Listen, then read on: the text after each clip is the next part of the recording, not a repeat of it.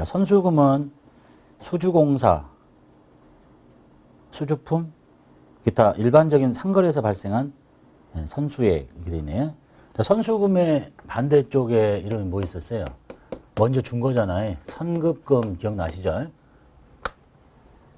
자, 선급금에서는 이 선급금의 뜻이 뭐였냐면 상품이나 원재료 등의 매입을 위해서 선지급한 금액이야. 그러니까 상품 사기 위해서 계약금 먼저 준 거죠.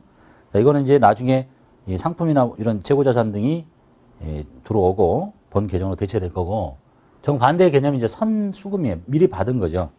뭐 어떤 공사 대금을 미리 받았거나, 뭐 제품을 만들어 달라고 뭐 돈을 먼저 받았거나, 일반적인 상거래에서 발생한 권리라고 되어 있네요. 자, 여기 표현할 때는 얘는 일반적인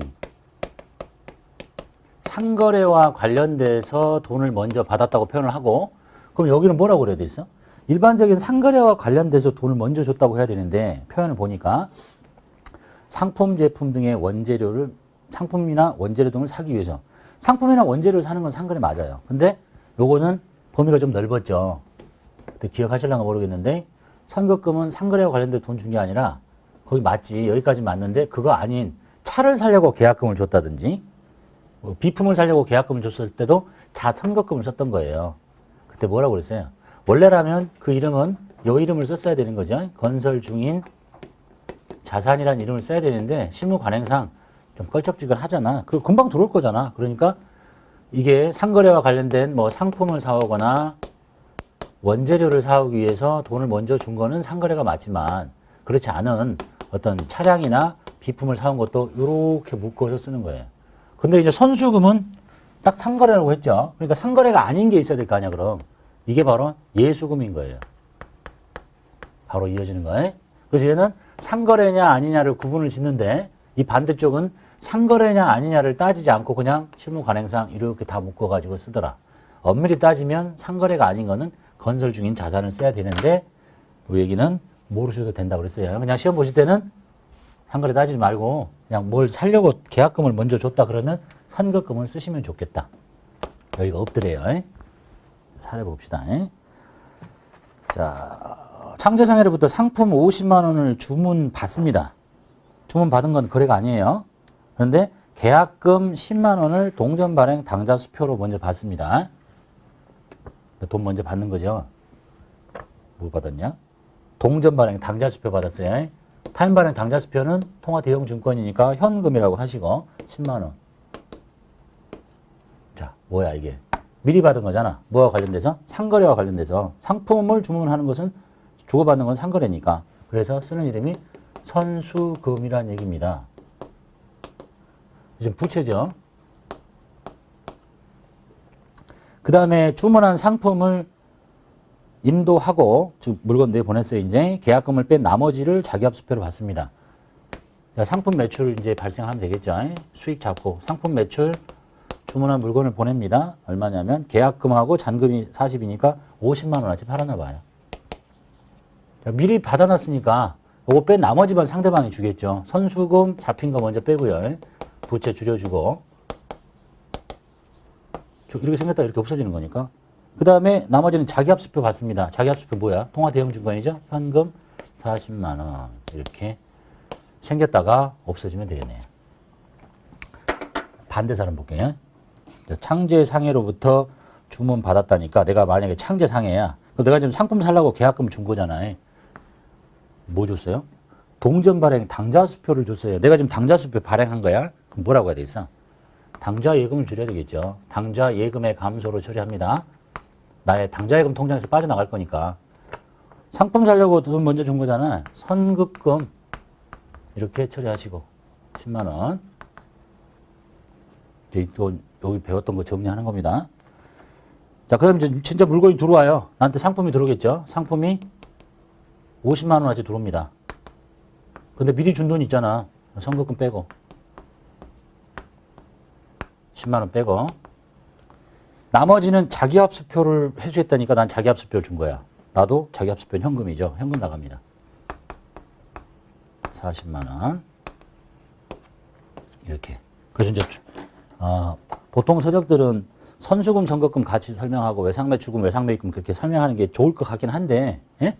제가 이렇게 따로따로 이렇게 쪼개놓은 이유는 일단 선수금, 선급금 배우고 그 다음에 이제 반대쪽에 선수금을 배우면서 상대방인 선급금도 다시 한번 같이 정리하자 이런 뜻입니다. 이거 다 이해를 하셔야 되니까 이렇게.